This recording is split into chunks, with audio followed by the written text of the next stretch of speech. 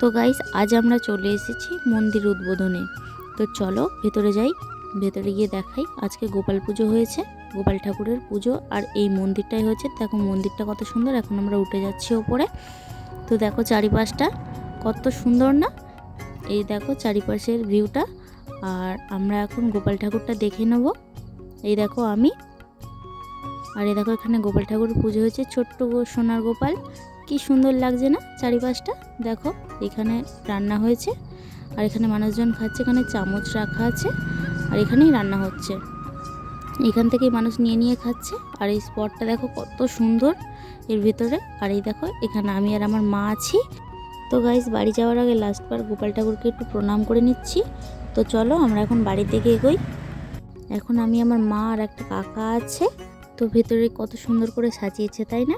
তো বাড়িতে এসে চাউমিন খেয়ে নিচ্ছি। তোমরা আমার চ্যানেলটি সাবস্ক্রাইব করে দিও।